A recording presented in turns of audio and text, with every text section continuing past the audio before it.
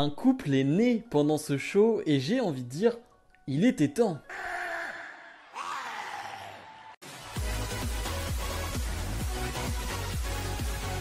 Et bonjour à tous, on se retrouve aujourd'hui pour les résultats de NXT du 3 août 2021. Le show qui s'ouvre avec Hit Row face à Legado del Fantasma, ces deux clans qui s'affrontent depuis des semaines maintenant.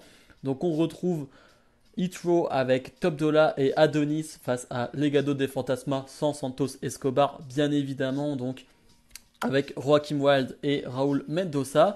Très bon match, vraiment très bon match pour commencer ce show. J'avais parlé d'un test la semaine dernière pour Hit Row face à Imperium. Là on est pareil sur un très bon test face à Raúl Mendoza et Joaquim Wilde qui sont vraiment très costauds, très solides dans cette division par équipe. Et bah ça reste très bon, vraiment ça reste très bon, match que je vous conseille, mais je trouve que la fin fait un peu tâche avec Santos Escobar qui va attaquer avec une chaise donc les membres du clan Hit Row. Donc va s'en suivre une bagarre générale, enfin bref c'est un gros bordel et finalement Hit Row va reprendre le dessus. Et je trouve ça un peu dommage, même si je trouve que c'est une facilité de faire ça parce que tu donnes la victoire à aucune des deux équipes. Alors, sur le papier, la victoire est pour Hit Row parce que c'est une disqualification, mais disons que c'est pas clean, c'est une disqualification. Mais voilà, tu n'oses pas faire gagner quelqu'un, je comprends, mais dans ce cas, ne fais pas le match parce que là, c'était un peu une perte de temps, je trouve. Ridge Holland fait son retour sur le ring. Alors la semaine dernière, il avait fait son retour, mais il avait juste fait qu'une intervention. Là, il fait son retour sur le ring face à Ikemen Jiro qu'on a vu lors du premier tour de NXT Breakout Tournament. Match qui va être plutôt court, c'est presque un squash, c'est-à-dire que vraiment Ridge Holland va détruire Ikemen Jiro. Ikemen Jiro qui catch avec sa veste, ça me perturbe vraiment. Je pense pas que ça l'aide, mais je sais pas, c'est dans sa gimmick, c'est dans sa personnalité, je ne sais pas, mais voilà, ça me gêne un peu qu'il garde sa veste. Je trouve pas ça très beau à voir. Mais bref, vraiment Ridge Holland qui va détruire Ikemen Jiro. Donc, victoire de Ridge Holland. Pete Dunne, voilà, le membre, le chef de ce clan, va prendre le micro en disant que c'est le clan le plus dangereux de NXT et que voilà, personne ne peut les atteindre.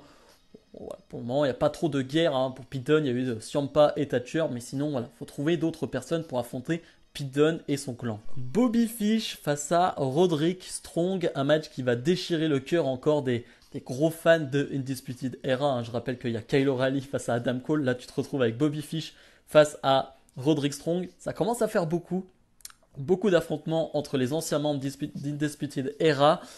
J'ai pas trop apprécié ce combat dans le sens où en solo, Bobby Fish, je le trouve pas très emballant, pas très intéressant. C'est pas un mauvais catcheur, bien évidemment. Je vais pas vous apprendre le niveau d'un Bobby Fish, bien évidemment.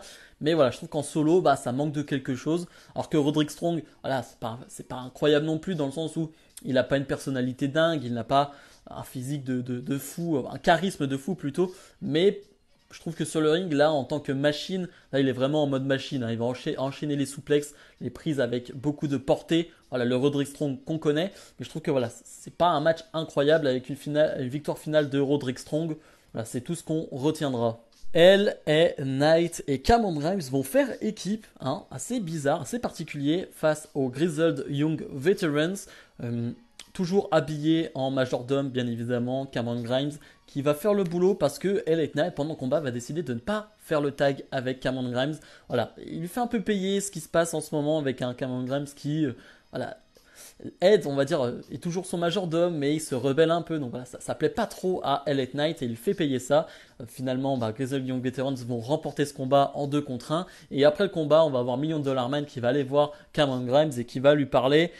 On comprend pas trop ce qu'il lui dit, mais t'as l'impression qu'il lui dit allez, maintenant il est temps de te détacher de LA Knight. Mais Cameron Grimes qui lui dit en fait, je suis obligé, c'est dans le contrat, c'est comme ça. Donc voilà, j'ai hâte de voir la suite. C'est toujours aussi intéressant ce qui se passe entre LA Knight et Cameron Grimes. Trey Baxter et Joe Gacy, je ne sais pas trop comment ça se prononce, s'affrontent dans le premier tour du tournoi NXT Breakout. Vraiment, encore une fois, une confrontation de style, c'est-à-dire que on a vu quasiment que ça dans ce premier tour de ce tournoi, c'est-à-dire des brutes contre des voltigeurs. Là, c'est vraiment le cas avec un Joe Gacy qui est plutôt court sur pattes, mais très costaud, très lourd, qui va en imposer, et un Trey Baxter qu'on avait déjà vu face à Kushida qui avait montré de très belles choses. Et là, encore une fois, il va montrer de très belles choses. Il va vraiment voltiger dans tous les sens. C'est très intéressant ce qu'il fait, le petit. Et il va s'imposer avec une prise assez incroyable, un 450 splash stomp. Voilà, il atterrit en stomp à la manière d'un Finn Balor, mais avec un 450.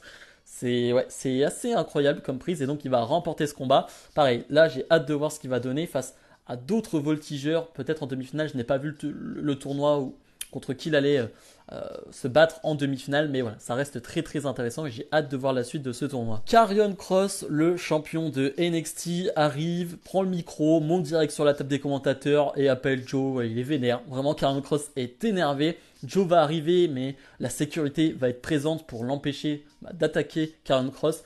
Et il va s'occuper de la sécurité. Ça fait plaisir de voir un Samoa Joe qui est physiquement investi, qui est physiquement capable d'attaquer des gens, parce que ça fait quand même très longtemps qu'on ne le voit pas être capable d'affronter des personnes. Et là, voilà, il va mettre des grands coups, il va porter sa coquina clutch, bien évidemment. Ça fait plaisir, hein, Joe qui met toujours autant d'intensité. Je sais pas vous, mais j'ai juste trop hâte. J'ai juste trop hâte d'être à NXT TakeOver 36, si je me trompe pas. Ça va être trop bien. Il y a une telle intensité entre les deux. J'espère qu'il n'y aura pas de round d'observation dans leur combat. Je m'avance un peu, mais j'espère vraiment que ça va être de la guerre, de la baston, mais de la baston pure, une pure bagarre, une pure guerre. Parce que vraiment, c'est ce que j'ai envie de voir entre ces deux bonhommes. Le main event, Johnny Gargano face à Dexter Lumis avec une stipulation assez particulière, dans le sens où c'est un Love Air or Lose Air match, c'est-à-dire tout va tourner autour de Indy Hartwell qui est assez proche de Dexter Lumis mais qui fait partie du clan de The Way. En gros, hein, si Dexter Lumis gagne le match, il gagne Indy Hartwell, il gagne le cœur de Indy Hartwell, et s'il perd, eh ben, il la perd. Voilà. En gros, c'est ça, mais voilà, c'est un peu bizarre comme stipulation. Et comme je le disais, tout tourne autour d'Indy Hartwell qui va être présent autour du ring, qui va faire quelques interventions, il y a quelques interactions intéressantes avec Dexter Lumis. Hein. Il y en a depuis des mois maintenant, mais il n'y a toujours pas de concrétisation entre les deux là. Et le combat, j'ai pas grand chose à dire, je suis toujours pas emballé par le in-ring de Dexter Lumis. Mais Gargano relève le niveau du combat et très clairement c'est un bon main event. Voilà, on n'est pas sur un excellent main event, mais on est sur un bon main event où finalement Gargano va profiter du fait que Dexter Lumis soit distrait entre guillemets sans faire exprès par Indy Hartwell et Gargano va l'enchaîner, va remporter ce combat. Voilà, The Way qui commence à s'en aller tranquillement, mais finalement, Indy Hartwell va courir sur le ring pour sauter sur Dexter Lumis et l'embrasser. Le show se termine là-dessus.